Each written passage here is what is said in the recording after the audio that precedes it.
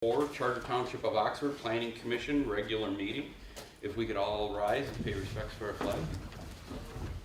To the flag of the United States of America and to the republic for which it stands, one nation, under God, indivisible, with liberty and justice for all. Thank you. Okay, can we note the roll? Noted, there's a quorum. Mr. Berger and Mr. Spiz are excused. Thank you. Okay, item number 4, approval of the agenda for tonight. Mr. Chair, I'd like to make a motion that we approve tonight's agenda for the Planning Commission regular meeting Thursday, April 11th, 2024. I'll second. Okay, we have a motion, we have a second. Any discussion? All in favor? Aye. All opposed? Motion carries. Or approval carries. Any conflict of interest or ex parte contacts for this evening? Do not see any. Number 6, approval of the minutes, Planning Commission regular meeting, 3/28/24. Mr. Chair, I'd like to make a motion we approve the minutes for the Planning Commission regular meeting 3/28/24. I'll second. We have a motion, we have a second. Any discussion? All in favor? Aye. All opposed? Seeing none, motion carries. Public comment on items not scheduled for the public hearing or on this agenda. You'd be the only one. Okay, seeing none. Number 8, commissioners' comments. Any comments or anything on your mind tonight? None? Okay. Yes, we do. Our OCTV had an interview with our supervisor for the first quarter of this year. So I recommend everybody, if they have a chance, look at the 38-minute interview that our supervisor conducted regarding the township. Oh, very nice. Thank you very much to OCTV. Item 9, public hearing. We have none for this evening. We have no unfinished business, number 10. So we will move to 11, new business, PC training workshop.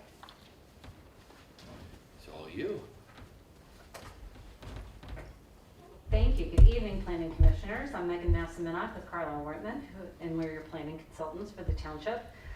Tonight, we didn't have any agenda items, but because we suspect that a lot of residential PUDs are going to come your way in the next 2 years, or 5 years,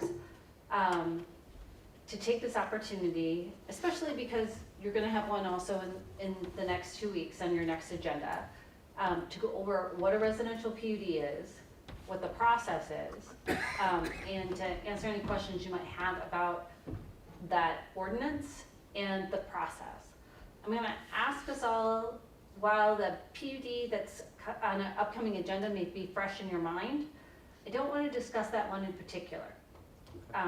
And so we can ask general questions, and maybe you might use a for instance from that, but we could use a for instance from another one, from somebody else who's been on the planning commission, or people who've been on the planning commission for quite a while, where you may have had one before, or we can share experiences from other communities. Perfect. So we gave you all a copy of a PowerPoint, so I will flip through them and tell you where we are. And I'm going to hold up the page that I'm at so that we all make sure we're on the same page for those of you who are visual learners. So I'm going to flip to the second page where it has this lovely boot. Because in asking what is planned unit development, it's the tool for when the zoning shoe doesn't fit the potential development foot. So it's when a developer or an applicant wants to do something that's not allowed by the zoning, but it might be a good idea. So we're willing to talk about it. I want to stress that this is an option that a developer can take. So there are not township initiated PUDs. The only time that you would ever do that is if you owned a piece of land and then you were going to develop it, or you wanted it to be developed in a certain way. But so it's an option that the developer chooses. They fill out an application and they bring it forward. Just to be clear. And there are many options for developers who are developing housing, and that's what because we're talking about residential PUDs. They can do a site plan, and for a site plan, if it meets all the rules, Planning Commission needs to approve it. It's an administrative function by law. So if they've crossed every T and dotted every I for a site plan, you should approve it. And you'll hear us and your township attorney saying that. A plan unit development is different. That's at the option, and then it is, I'm gonna go into how it's possible. So the next one, it's authorized by the Michigan Zoning Enabling Act, saying that there are instances when flexibility in the rules can be beneficial. And so every municipality that has zoning should have a process, may have a process to do that. You may have a PUD or not. You don't have to have a PUD in your zoning ordinance. You've chosen to have two types of PUDs. I'll get into that in a little bit later. And so that process, you've chosen to have that process, and that process is laid out in Article 14 for residential PUDs and Article 14A of the zoning district for mixed-use PUDs. When I say zoning ordinance, I want to remind you that that is your local law. So zoning ordinance, that is inflexible. If something in the zoning ordinance says shall, you have to do it. If it says may, then you have the opportunity to make that decision. The zoning ordinance often references the master plan, and the master plan is a guide. So the master plan, even though it might say shall in the master plan, there's some wiggle room there when you're making decisions. That's a guide, and you can make a decision contrary to the master plan if you can say how circumstances have changed between when the master plan was done or in this particular instance, and that might not apply. Also, how is that plan unit development possible? What mechanism are we using? You're using a special land use. I don't want to confuse it too much, but there are two options for enacting a PUD. One is a rezoning. And for those of you, I think all of you were here, no, Mr. Turner, you weren't here at the last meeting, but I'm sure you saw notes and maybe watched the video. Somebody came up and said, oh, whatever they pass, we can have a petition for it to be voted against. In this particular case, no. If your PUD was through a rezoning, where there was a change to the zoning map, yes, there's the ability to put a petition forth. Since you've chosen to use the special land use option where only the Planning Commission makes the decision, that petition is not possible. It's not an option. So this decision, and Mateo's gonna go into the process more, rests with you, the Planning Commission. The only thing that the Township Board comes into is that there's a development agreement at the end, and they have to approve the development agreement. And that really executes all the conditions and whatnot. So does anybody have any questions about that? So terminology, shall, we have to do it. May is an option. Yes, Okay. yes.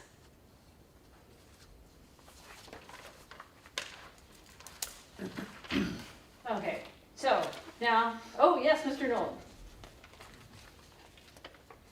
So the planning commission approves, and it doesn't, that's the final stop, correct?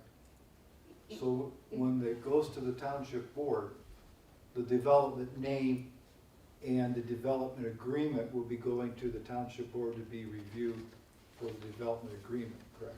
Yes, But if the township board were to say no, I don't know how to, yes or no, if it were to say no, then it doesn't go to the township board for the development agreement? if the planning commission was to say no, so the planning commission, either at preliminary or final, and again, Mateo's gonna go over what those stages mean. If you said no, then there's no reason for a development agreement, and it would never go to the township So board. in the past, when we've had developers come to us, it's up to them to make the plan for us to review. Yes, So if they have a preliminary meeting with the people around that area of where they're going to be developing, and they get a sense, they have a plan, then they get a sense from the people, the township may or may not be there, but when they get the sense, they change it and bring it to the township. That's how the procedure goes. That's how the procedure can go, yes. The applicant will do whatever due diligence they choose to do. It would be highly encouraged for them to talk to the adjacent property owners, to see what they would think, because everybody within 300 feet gets a notice of the public hearing that's required.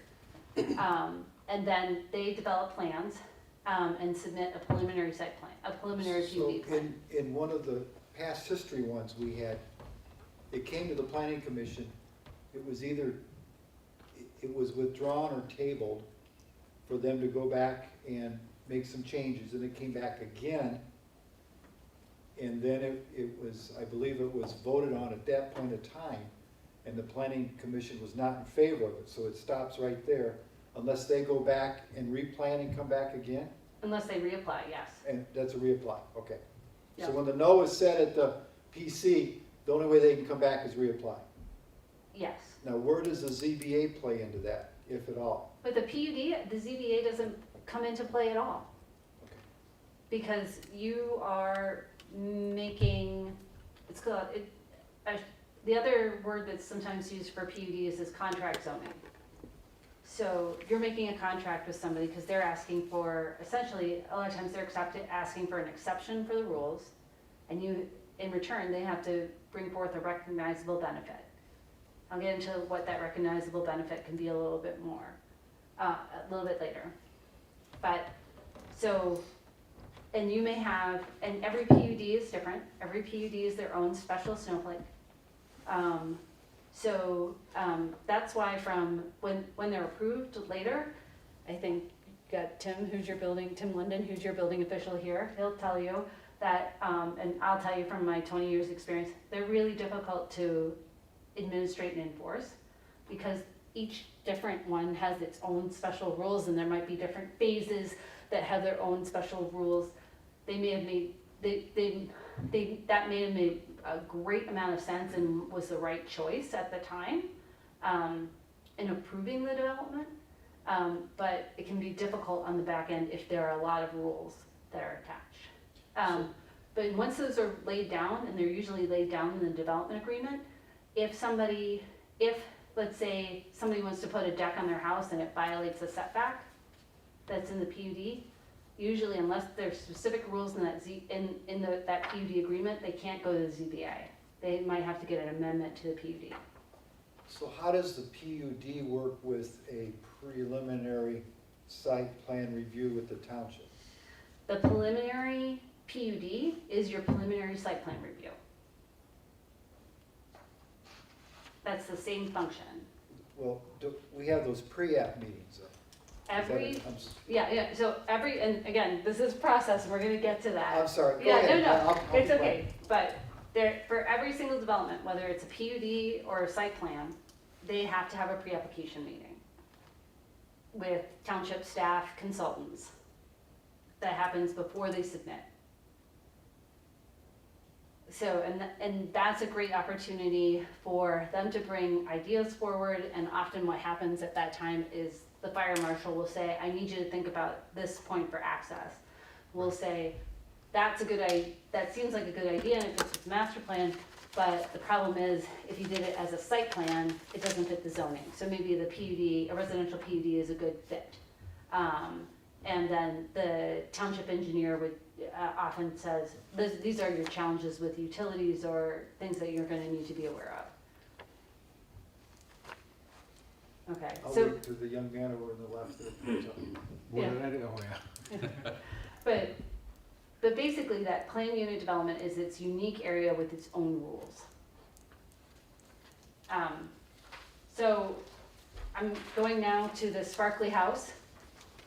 And this was just a placeholder to say that what we're really talking about tonight and delving deep into is residential planned unit developments. Because you have two, again, you have residential and mixed use. And we haven't heard any rumblings of mixed-use PUDs. We've had a couple of pre-apps for residential PUDs, so that's the reason we're concentrating on those tonight. I'm happy to talk about them at the end if you have questions about mixed use. All right, so I'm gonna go to what's the intent of the residential PUD. And this intent is important because whether it meets this intent or is one of your standards in making a decision. And so whenever in the zoning ordinance it says you have a standard, that's when you're making a decision what you go back to. So your thesis sentences, if you will. So if you are feeling lost when you're going through the materials, go to that standards section, put them out in front of you and just ask, okay, does it meet this? Does it meet that? Does it meet that? So in terms of the intent of a residential PUD, one of the things is to encourage flexible, innovative, context-sensitive, and, it's highlighted in green there, higher quality design of developments. So if they are not bringing a higher quality design as part of a residential development, a residential PUD,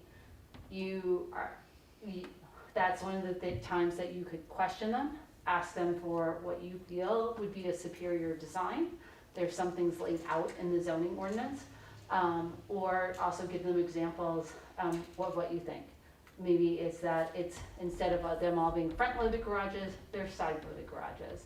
It might be something to deal with the exterior materials if you're being really fine-grained, and also maybe looking at the site.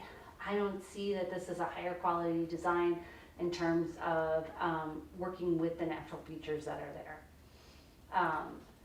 Wants to encourage the land in accordance with character and capability and adaptability. Sometimes there are development problems with pieces of land. Soils can't support basements. There might be things where, especially here in Oxford, where you've had a lot of extraction uses, the soils are unstable or shifting, and so to put a basement in isn't possible, or it would be very expensive. There might be also some other things that are there, tunnels, et cetera, that prevent things from happening. Sometimes I've also encountered where a farm field had arsenic contamination because an old apple orchard was there, and they had high levels, and they were asking for a PUD. So because it was so expensive to take those soils out, they were looking for a higher density. So a lot of times you'll see in a lot of communities, environmental mitigation is a reason to allow that PUD and allow a higher density. I don't think that you're in court, that would be something that you would have a lot of, but you never know. Also, that ensures greater compatibility of design and use between neighboring properties. So you're really looking at how it integrates. And does it keep the character, and does it integrate in between? Encourage innovation and greater flexibility in land use planning and design.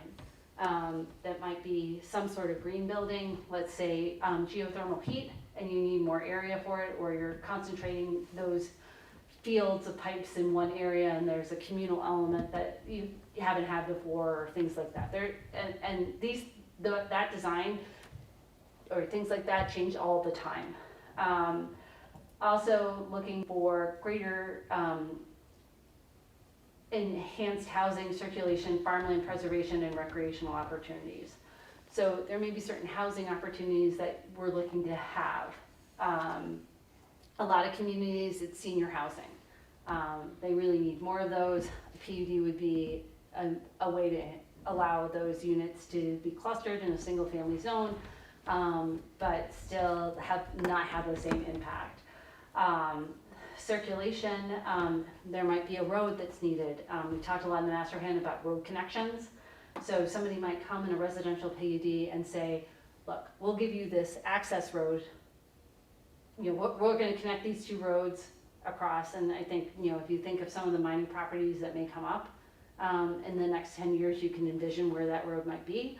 That if they build that road and deed it to Washtenaw County, it's a public road, it's not a private road. That's a substantial benefit. That could be something that's considered. So that would help with overall circulation. or farmland preservation. Another thing about a PUD is it doesn't what their recognizable benefit is, doesn't have to be on site. For a site plan, for your normal average day residential development, the township can't require them to do anything that's off their property or not directly adjacent to. So in terms of road improvements, whether it's widening the road, whether it's improving an improving an intersection, in terms of lighting, turn lights, things like that, or paving the road beyond what is right next door to them. So in terms of farmland preservation, someone could say, hey, I have someone who is willing to put a restriction on their property that it will be farmland. And they're essentially giving me, but I know that they could fit 20 units on that. They could put 20 houses on that piece of property, what they're currently zoned. That's enacted, and then I can move those 20 units to this piece of property someplace else. That's something you could use a PUD to do to preserve farmland. Or recreational opportunities. They might provide a park on site that's public. They might provide some private recreation, and you could look at that as to whether that's a substantial benefit or not. But also some folks have donated parks either as part of the property or made donations to fund for recreation or to the construction of a senior center or something like that, that the township or the Recs Commission is looking to do. Another part of the intent is to facilitate the construction and maintenance of infrastructure in a more economical or efficient manner. So in some instances, it might be if someone puts a pipe in a certain way, maybe they're in an instance where they don't have to have septic and well. They could have septic and well under their underlying zoning, but if they made the lot smaller and preserved some natural features, they would then need to hook up to sewer and water. But the township at that point is also looking to do some infrastructure improvements, whether it's looping a pipe, whether it is putting in a pump station, something like that. So if they're contributing in any way to those, whereas going the extra mile to tap into the township's infrastructure, or allowing the township to put a pipe or some sort of infrastructure there, that could be a substantial benefit. Encouraging a less sprawling form of development. So single-family housing is kind of the alligator of land use. It is the most consumptive. It takes a lot of land. If you think about a 1 acre lot, it's a lot of land. You have to have a septic field there, a well, whatnot. And if everybody controls their own lots, everybody can take down or put up whatever landscaping they want. They can do whatever they want to their wetlands within, state parameters.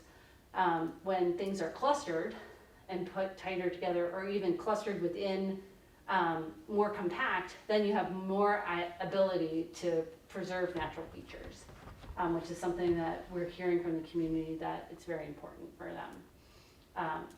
So that's one of the things that's in the intent. Also to reduce soil erosion by limiting the amount of clearing and grading necessary for development. So if you look at a plan and you see that they're going to be grading in the wetland, that may be something where you can say, hey, that doesn't meet the intent of this. We want to have the minimum amount possible under the PUD. So I wanted to know from you, developer, how we're going to achieve that. And what I'm looking at, maybe I don't see. Or maybe that's something that we do see, and you see in reviews from us or from the engineers that really they're doing the minimum amount in terms of grading, in terms of choices that will mean to how they design their site, where they put their retention, where they put their utilities, where they're building. Also, for the preservation of significant natural features. And then there's a whole list here, but steep slopes, wetlands, significant views, floodlands, mature woodlands, working farms, in the best interest of the community that would otherwise be substantially destroyed by conventional development. So how do we know this? Well, if someone's doing a residential PUD, they have to give you a conventional plan. And so they have to give you a plan to show that, okay, this is how I would lay out, let's say this is how I would lay out 100 lots. I have 1 acre lots, 100 acre site, this is how I would do it. So you can look at that and then look at what they're proposing and say, all right, are they really doing that? And the answer could be, yes, absolutely they're doing that. I can see how they're doing it, I can see how they're preserving woodlands. They have it marked out in terms of where which woods what's existing, how it would be preserved. I can see that during construction it would be okay, or I'm looking at the wetlands and I'm seeing that you don't have any lots and none of your buffer areas are in them and you don't have any grading or really minimal grading there. The other thing is whether it provides incentives to develop lands with significant natural features to the same density as that conventional and while preserving those natural features. Again, that's somewhere where you can look at the conventional plan, you can look at their proposed plan and see where things are. What is helpful though, my advice to you, also if you can keep 3 things in your head at once, is to lay out the conventional plan, lay out their proposed plan, and then have an aerial photo of the site at the same time. So then you can really see based on that aerial what's going on. You can see where the trees are, you can see where lakes and rivers are, and then because again you have so much extraction, you have some areas which they almost look like they've been rubbed with an eraser on the aerial photographs, and that's probably somewhere where it's wet, and there's some sort of aquifer or wetland going on. You wouldn't necessarily know it unless you went out there, and then also they should give us delineations of where wetlands are and things like that. Is the conventional plan meet the zoning requirements? The conventional plan has to meet the zoning requirements. And then the proposed plan might not necessarily meet the zoning requirements? Might not necessarily, yes. And then the overview is to stack them together so we, thank you. Yep. Also, to allow for, one of the things that is in the intent is mixed housing options and limited commercial activities. And so if someone has, let's say they're in a single family zone and they're proposing duplexes and single family housing, that would be something that meets that intent. Or maybe they have some multiple family. There's some restrictions based on when it's zoned on what they can do and how high they can go.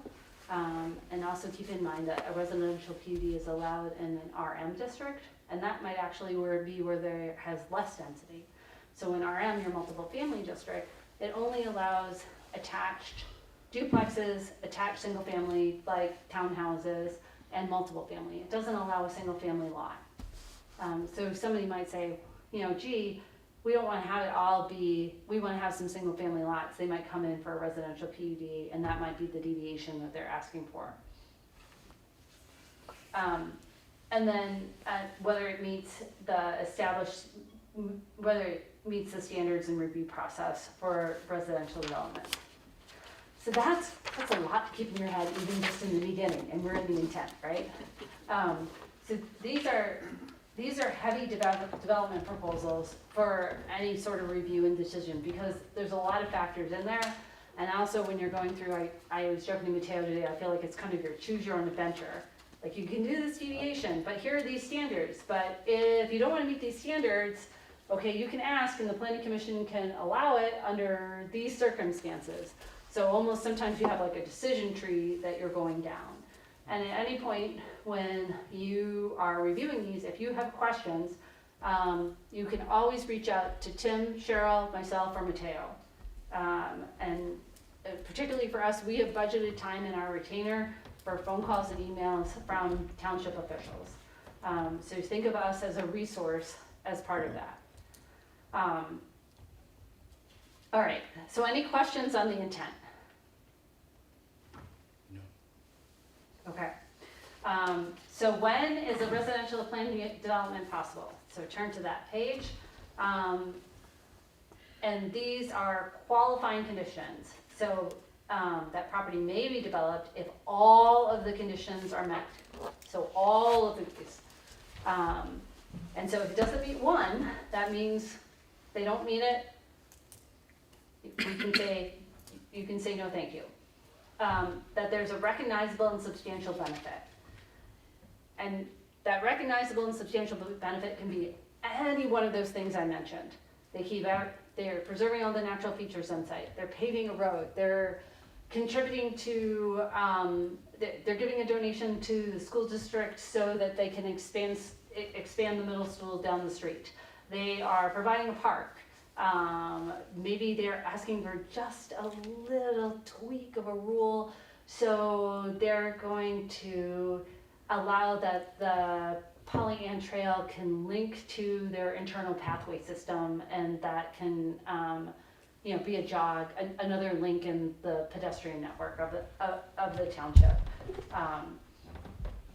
And those should be things that could not be otherwise realized under conventional zoning. So this is a substantial benefit above and beyond from that underlying zoning district and the ordinance. So it can't just be the plain vanilla, we've just met the ordinance. It really, for that substantial benefit, needs to be a step above. So you're looking for that step above the higher quality. By state law, it has to be unified control. So there has to be an ownership or control of all of the areas. Sometimes you'll have a site plan come through where you might have, especially if they're assembling a lot of parcels, 3 or 4 owners who have an interest in it, and they could sign off and say, and then things are sold at different times, and that's sometimes makes more sense for financing in the development world. But for a PUD, it all has to be on one person's control. All the land has to be contiguous. So all the land that's being developed, it all has to touch each other. And then it has to be of that superior design. And the way your ordinance defines it is that there's at least 2 superior design elements. If you want a density bonus, which we'll get into, you have to meet more of those. So any questions about when it's possible? Megan? Yes. What might be some superior design elements? So those are in the ordinance. It's on the laptop. It's on the laptop. So if you, What page? I have the ordinance in front of me. Give me 1 second.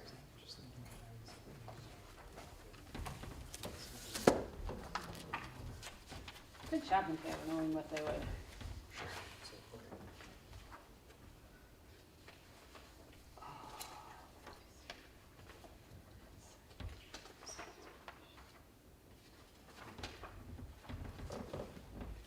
So superior design is the section 14.8, and you will find that on page, 14.8. I'm sorry, not 14.8, my apologies.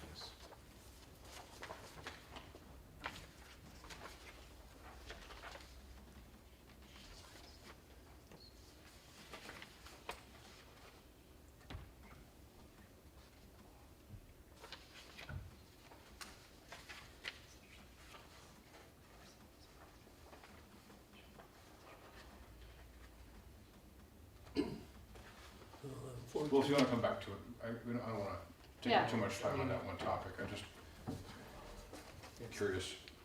On page 14. It's not the superior design, is under the additional units, Okay, 14.8, conventional plan. but then regular, like, what the general design standards. Okay, so the ones, there's the general design standards, Which is 14.6. So those are conventional that it's a cohesive neighborhood design. And so those could things be as simple as you have the same streetlights, you have this, you have a cohesive landscaping, and and things are connected. I think you can, think of a neighborhood where More brick on a facade potentially, is that considered a, that could be superior design. considered superior design. okay. Yeah. Location of the lots, that there's a minimum alteration, what the soils are, the views, whether upland or screened from agricultural operations. There's requirement that the boundaries are at least 100 feet from all exterior property lines, natural features. There's a lot of different things in here, like for architectural design, residential facades should not be dominated by garages. Megan, it's another Oh, two pages it's another 2 forward. pages in. Okay, thank you, Mateo, so we'll get to that. We'll get to it, okay. Yeah. So let's go to the next one. Is additional density possible in a residential plan unit development? And the answer is yes. But you should not assume that every PUD has additional density. So, although I said we shouldn't discuss it in general, in particular, the one that's coming before you in 2 weeks, they are not asking for a density bonus. In fact, their conventional plan has more units on it than what they're proposing. So not everyone that comes to you is gonna ask for a density bonus. Usually, in my experience, the density bonuses come when there is a significant price ticket on the substantial benefit that they're providing, especially for road paving, and for infrastructure, and for any environmental remediation. So if additional lots may be proposed, if they've given that feasible conventional plan, there is ability to do a conventional plan alternate, which has a lot of math to it. And then usually in that case, what we would do is we might take the opportunity to show you what could happen in our review in terms of laying things out. And then also additional open space beyond the minimum is provided. So there's a minimum amount of open space that's required for a PUD. If they want to have additional density, they've got to go above that minimum. And then that superior design elements are incorporated into the entire proposal. So when you go through those superior design elements, you'll see that they're kind of listed under different categories. Basically, they've got to hit one in each category if they're asking for those more units. So again, if somebody's coming for a PUD, it's got to be of a high quality. If they're asking for a density bonus, it's got to be of a superior quality. It's got to be even higher.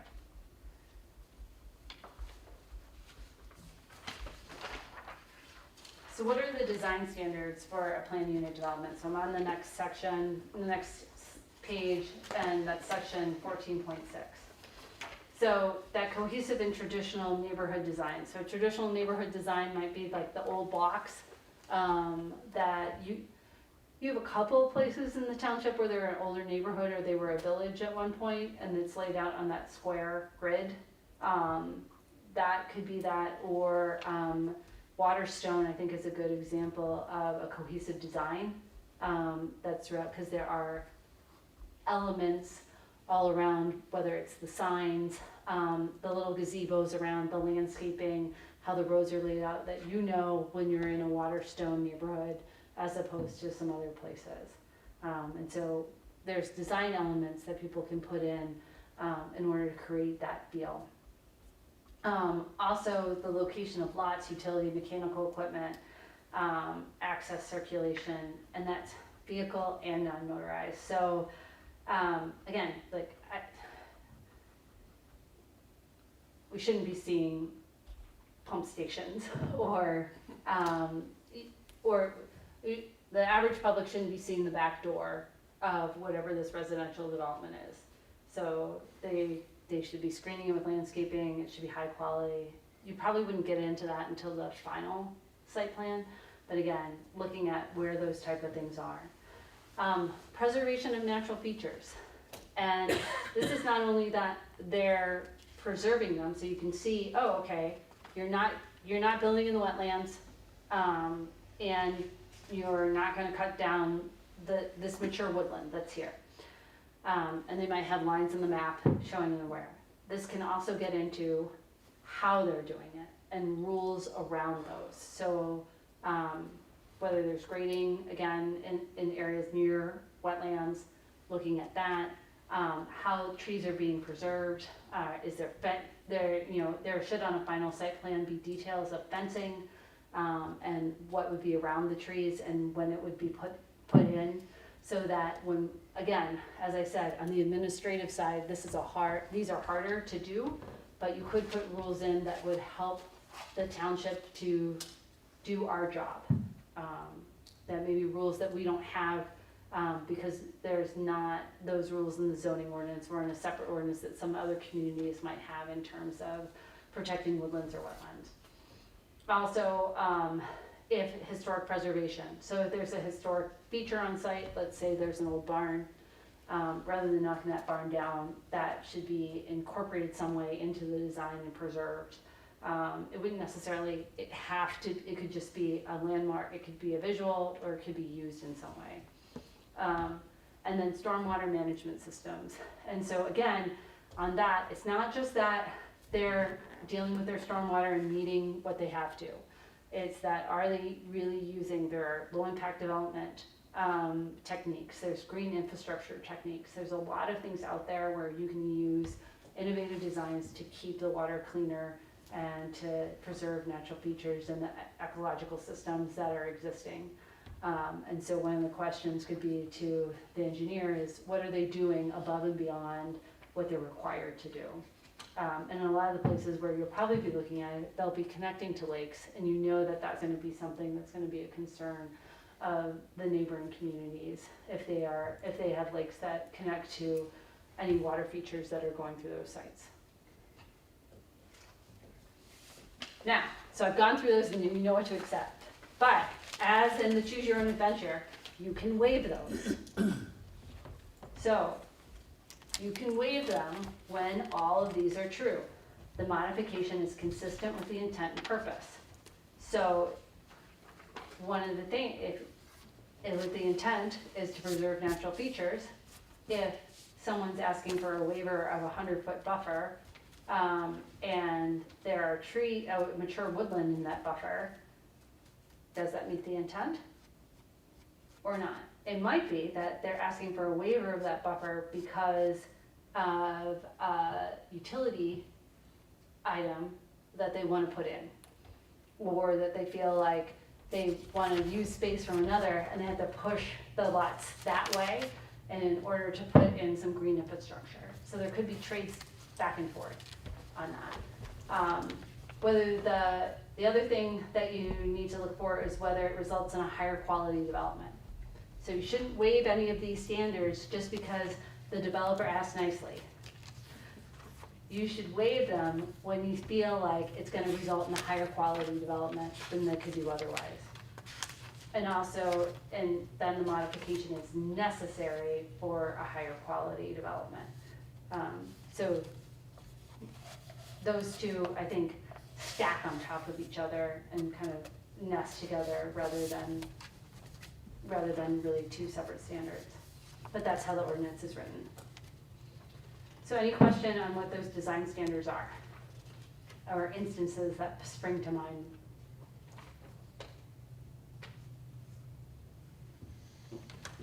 All right. At this point, unless you have any questions for me, I'm going to turn it over to Matteo, and he's going to walk you through the process of how, when the application comes in, what would happen to it.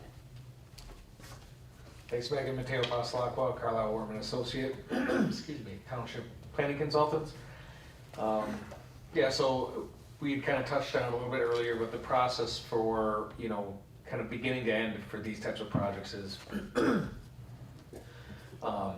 we would have a pre-application with the developer that is required. And so at that meeting, as Megan had said, your township consultants would be there, attorney, engineering, planning, building department is there, fire is there. From time to time, the township supervisor attends those. And really that is to just kind of just get the bird's eye view of what they're thinking, where they're thinking about it, the different options or types of development they might be pursuing and things of that nature. And that's just really there to kind of guide them about what the process is gonna be after that point, what the expectations are gonna be for materials to come in. Sometimes the turnaround time in which, okay, reviews take this long, depending on conditions, you might get it back, we might not actually send it to PC, we might ask for more information. You know, they can kind of talk to us about what their preferred development timelines are, and we can kind of walk them through the meeting schedules, and if this, then that.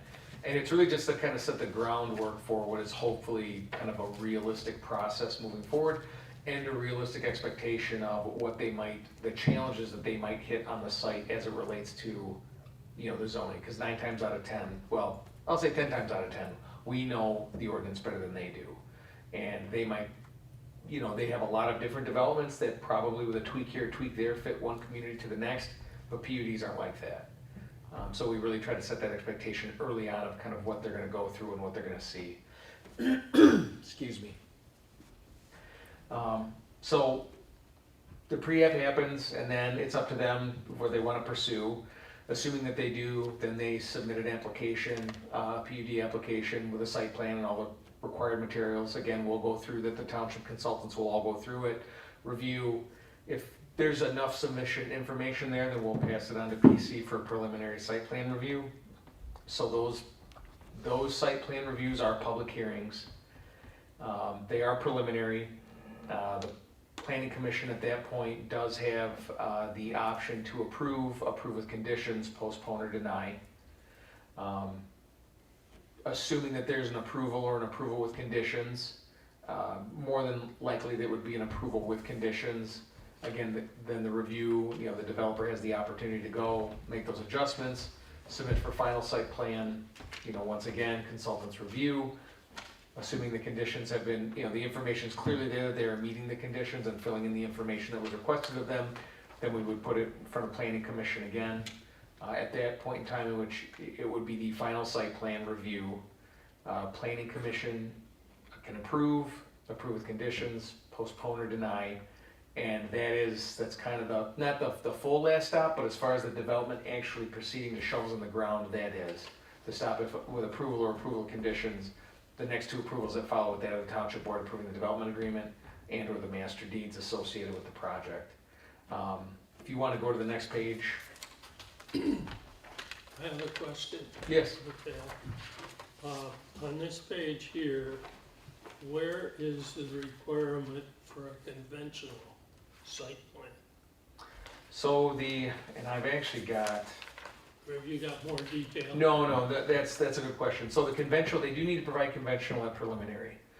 And so that's, So again, there's 2 plans at preliminary that we expect them to bring.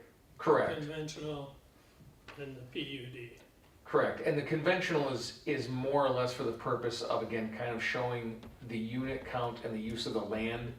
The PUD application would have more of the specifics about landscaping, what they're offering for that, what the parking, access things, and that conventional is really, it's 1 or 2 sheets laid out of, this is how many units under the current zoning we could fit on this site and where. And so long as it's feasible, they can't just propose to fill in a massive lake to meet their unit number requirement. But so long as it's feasible, then we accept that and compare it against what they're proposing in the PUD. Working off that conventional, the conventional plan is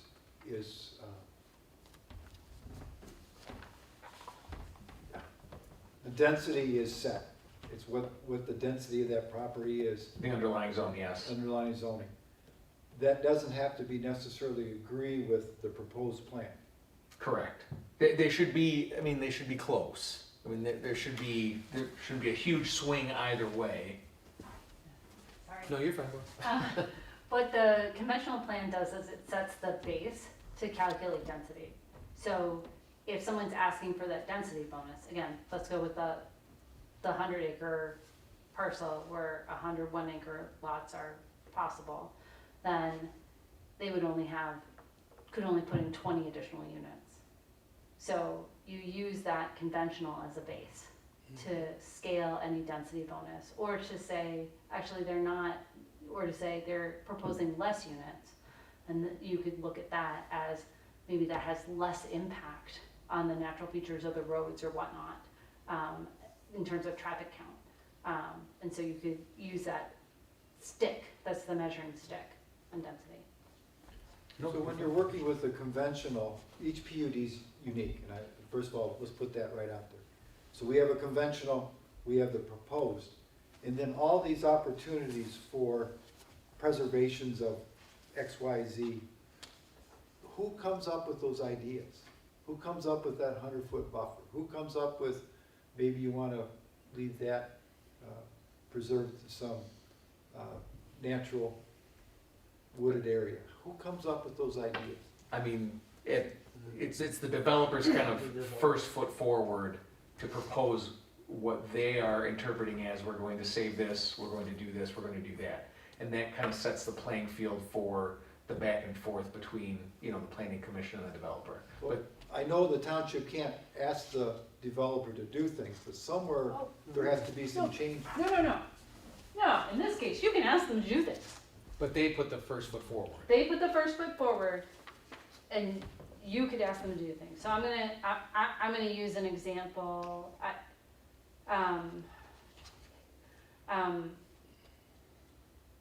So a PUD, another client, it's a really hard site, triangular site. It's right by a creek. They're putting in 2 multiple family buildings. That's not allowed a land use in that zoning district. So this would be but they're bringing a residential PUD. One of the things that went back and forth in the reviews is we noticed that their corner of their building was on a steep slope.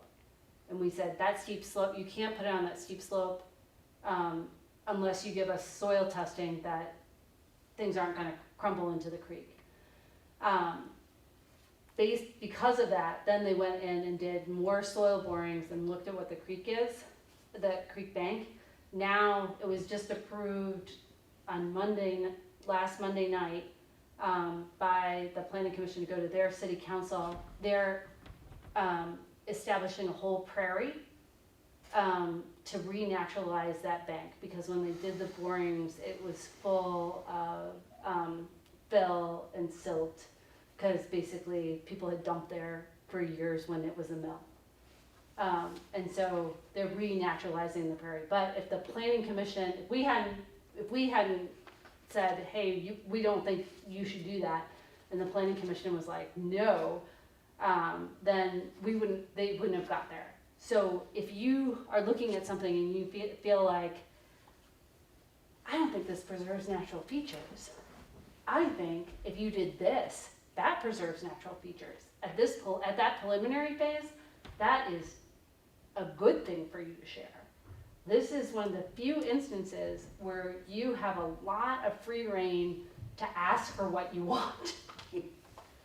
Because they're asking you for an exception. It should be, you should try and keep it commiserate with what the deviations they're asking for. So if they're asking for the moon, you can ask for the moon. If they're asking for a tiny little tweak, you should ask for a tiny little tweak. Sorry. No, this is the point. Did that answer? Keep going. Oh. Can I ask a question? Would that discussion take place during the presentation of the preliminary? Yeah.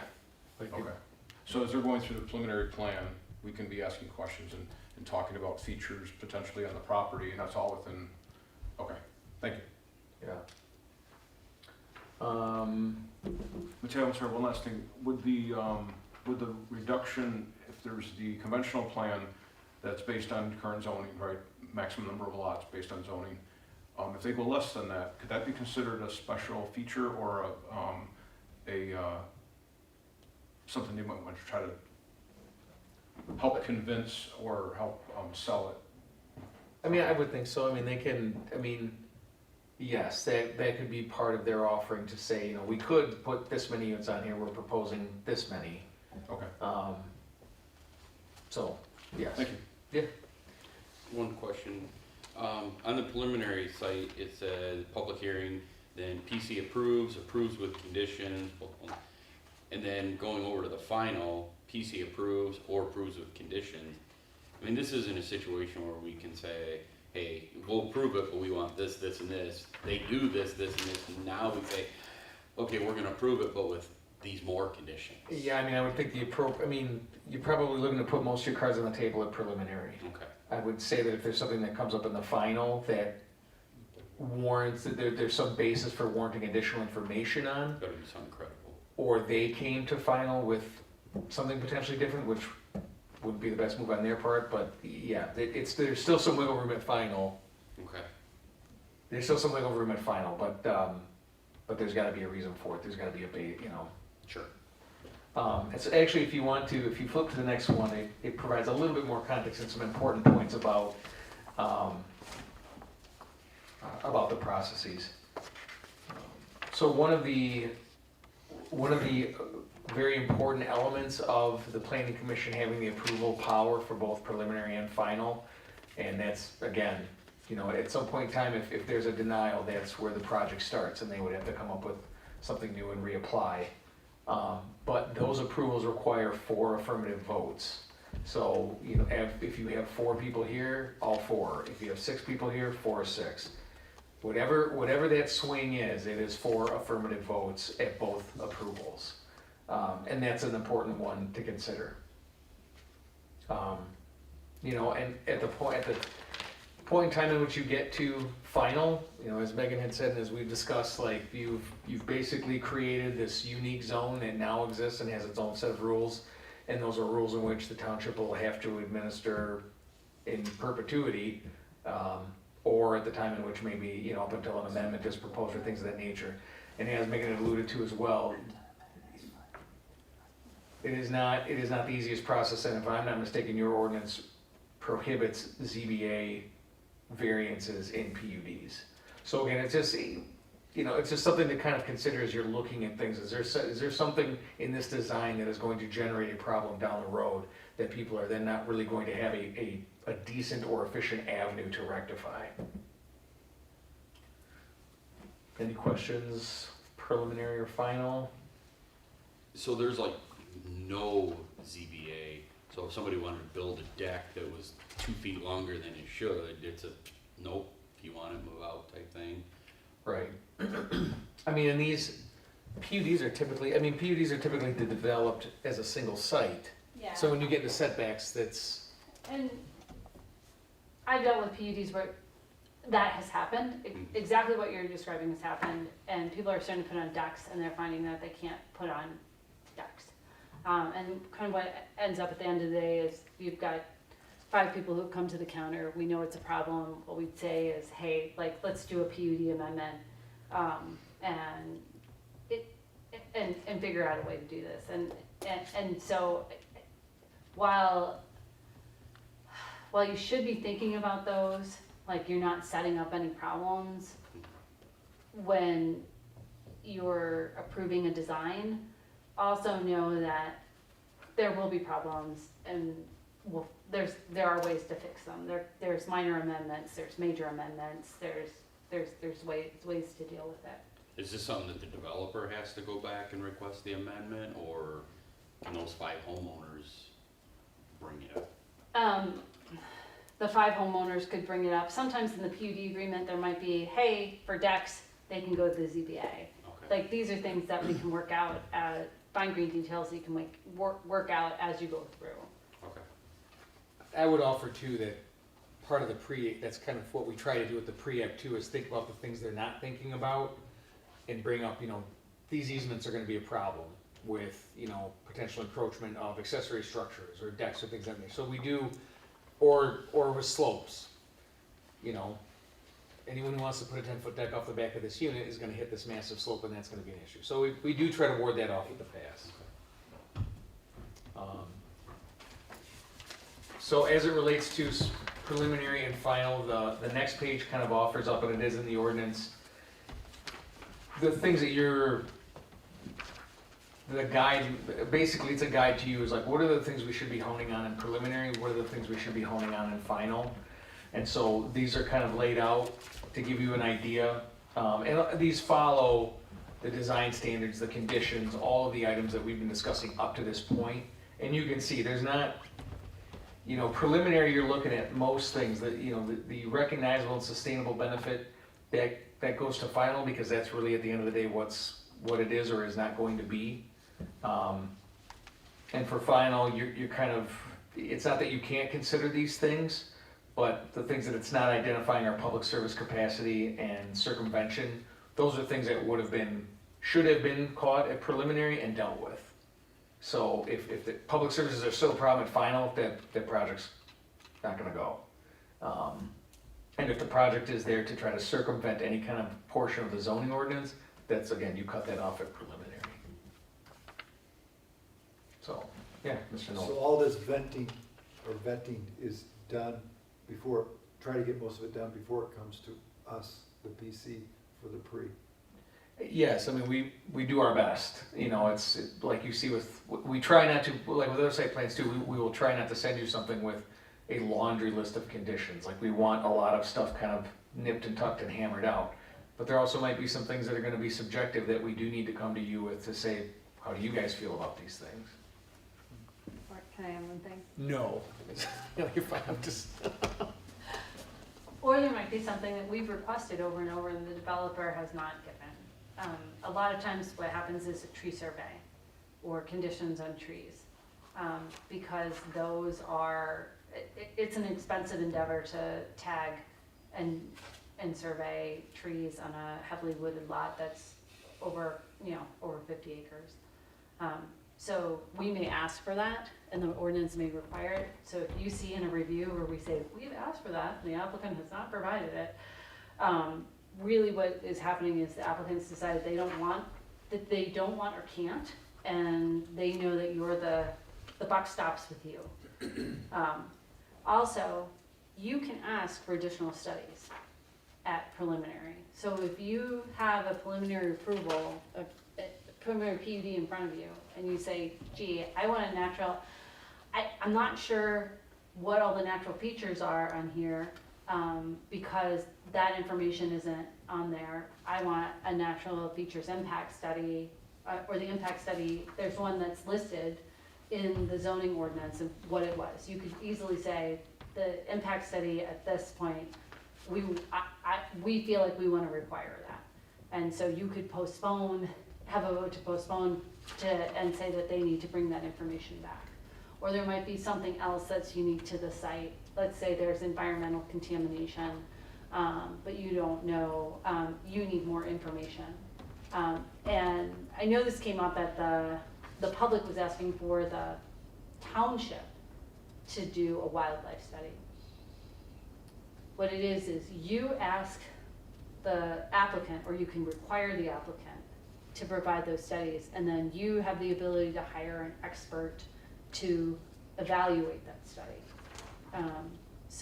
And we've looked at them, especially for new extraction operations. Usually there's a wildlife impact study, there's some hydrology studies and things like that are required.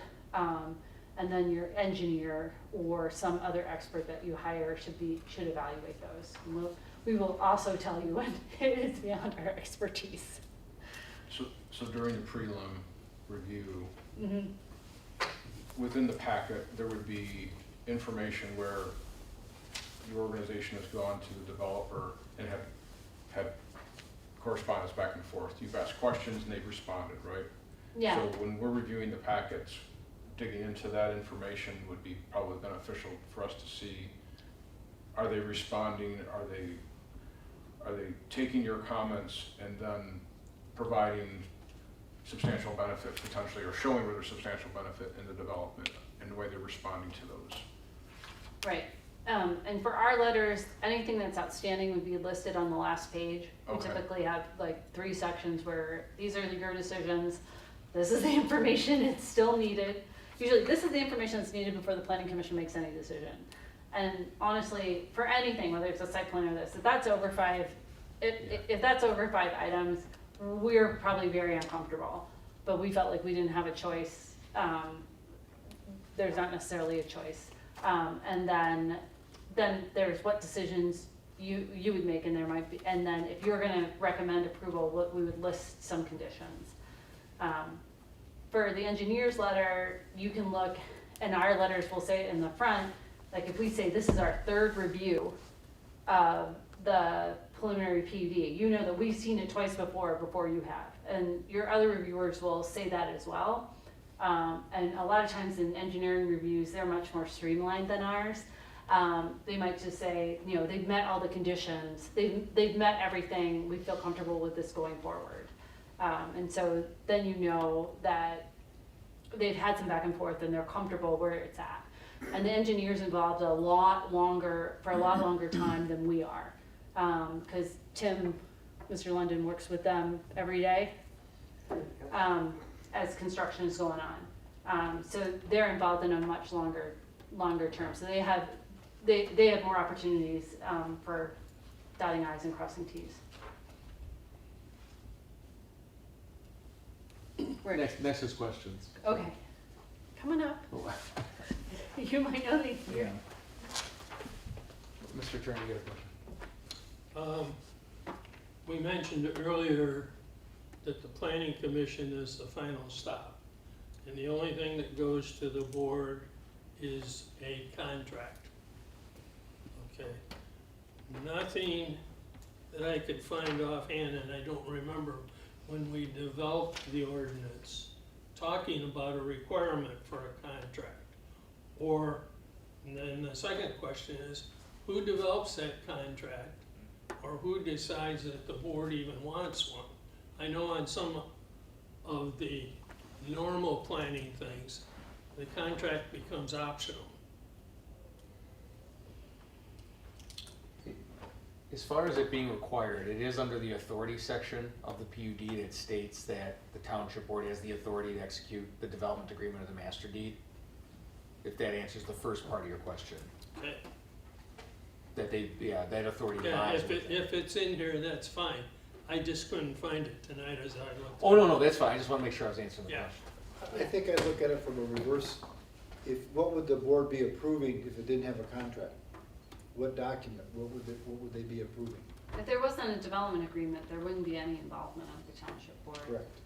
So, but if their substantial benefit is something like paving a road, That's, putting in any infrastructure, donating a park, those are all things where it would be necessary for the township board to enter into a development agreement. And my experience has been 99% of the time, a PUD has a development agreement associated with it. But now who has ownership for creating that? Usually what happens is that the applicant brings it forward and they enter into a back and forth with the township attorney. There might be a model one that is given to them by the township attorney, but usually it's attorneys talking to attorneys. Okay. So it's not the planning commission's responsibility to put that together? No, you had something to add? No. Oh, okay. Well, I was gonna add that I believe they would have to go before the township board and request a waiver of the developer's agreement. Otherwise, they have to do a developer's agreement. And that's fine, but then I'm wondering on our side, who's responsible? Ultimately, when we had this discussion with the township attorney, she wants to start that process just before it goes to final. It really doesn't involve the planning commission at all. But once you approve it, then they have to, before they could do anything more, we have to get approval within, I think, a period of time, the next board meeting, or pretty quickly, they have to have the agreement in place before shovels or anything happen. So that sort of falls on your area to work with the attorney Yes, to get that, Tim? yeah. who would determine if they have a waiver or a contract? There has to be a, They have to request a waiver of by the township board, and if they approve it, then we don't have to do a developer's agreement. Or they provide a contract. Otherwise, they have to So enter. so if the planning commission approves a final site plan, goes to the board for contract approval or a waiver from the applicant. Yes. Gotcha. Okay, thank you. Any other questions? Not that I have. I don't have any more at this point. And for the whole thing, or are you wrapping up?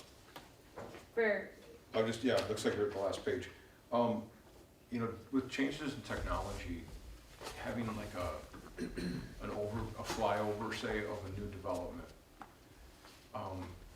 you know, is that something that a developer could show us what the future development might look like from a flyover view, just using technology? Like, it just seems like it's hard for us to really picture what this development might look like, taking into consideration the trees that would get removed and the homes. We see a plan view, and we have a few elevations that are submitted in the prelim, but that's really it. It's kind of hard to picture without, you know, I can drive by down a road and I can look at the acreage from a distance, but I can't enter that property and really get an idea of all the natural features. And what do you think about that? Is that something that you've seen anywhere or is being considered? Many developers, as part of their package, will include a 3D rendering, especially if it's something like a multiple family building, or you know, one or two buildings. Sure, But for a sure. residential development, it's pretty hard. And then also, there's a computer program called SketchUp, which it'll create white boxes, and you can put kind of, they say, skins on them and things like that. Right. Not everybody has that access to that technology, A, Okay. and B, it can get a little pricey. Also, when you put a lot of things in there, sometimes developers might feel like I'm committing to just that drawing, and they might be looking for some more flexibility going forward. So in terms of, I think that there is, you know, there's always, what you can do is you can ask, for specific sites, we probably could ask for specific times for a group of the planning commission that's not a quorum to go and tour the property. I think we would wanna make sure that, their representative wasn't talking to everybody, so you don't have any ex parte. Okay, we answered my Yeah. question. I'm just curious if that technology Yeah. was used anywhere besides, say, a large building or, No, and I haven't ever seen it required in an ordinance, except for, I think at one point in time, City of Birmingham was looking at it and looking at 3D fly-throughs and requirements, but I don't know if they required that. And again, with technology, things are not as expensive as they used to be, but I haven't ever seen that required in a zoning ordinance. The farmland preservation, does the future land map, the future land use map would call out a future use for that farmland? Would that be AG, or could that be a like trades, or how does that, what's the rule of thumb on that?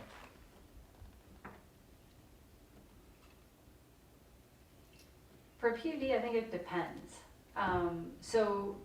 For the specific scenario that I talked about, where they're taking 20 lots and putting them, that's called a transfer development rights. And typically what you would do in your master plan is send up a sending zone and receiving zone. Like, we're gonna send units from this area, and maybe it's everything that's future land use for ag. And they can send those to these areas that it's, 1 acre lots, they can go down to, you can get a density bonus, those can go up and hook up to water and sewer, if they're in the water and sewer zone. That would be, but I've also I've also had the experience in a rural township with a PUD where actually it wasn't planned for agriculture. It was planned for, it wasn't zoned for agriculture, it was planned for residential. It just happened to be at a really prominent spot and somebody wanted to put in, an event barn with a winery. So, and they were gonna farm, they were gonna put in their grapes too. So we used a PUD in that instance in order to help that happen.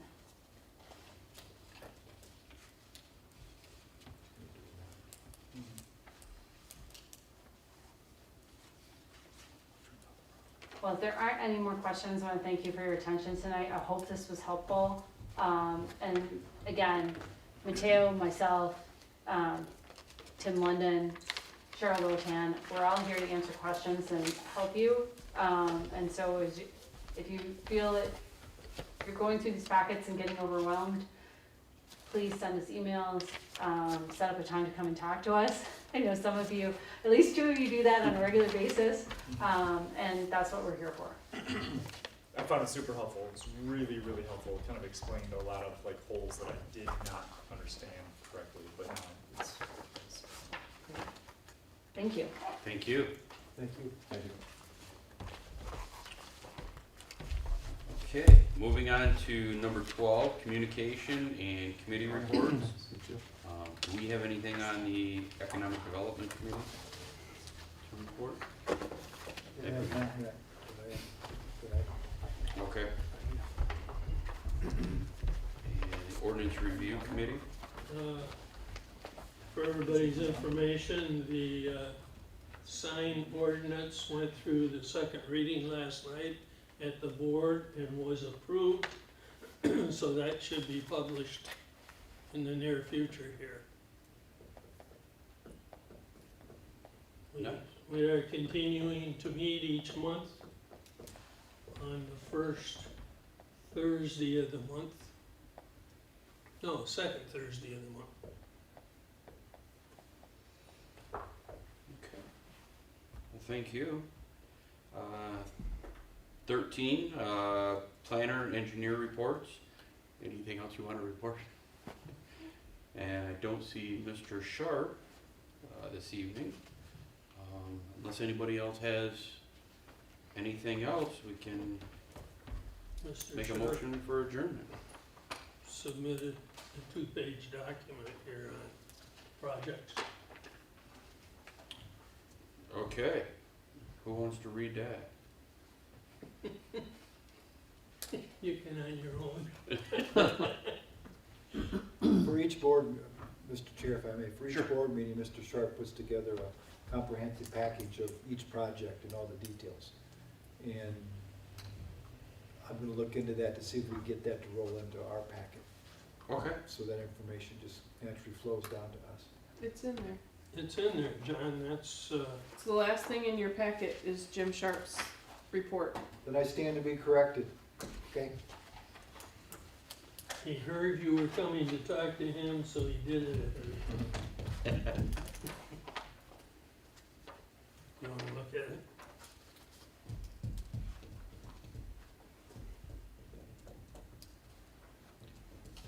Okay. So do we need to go through project by project, or is this something? No, it's that just is- for your information. Okay, For- perfect. for- Perfect. Okay. All right, so we are done with number 13. Anybody has anything else? If not, we'll take a motion for adjournment. So moved. So moved. Second? Second. All in favor? Aye. We're adjourned.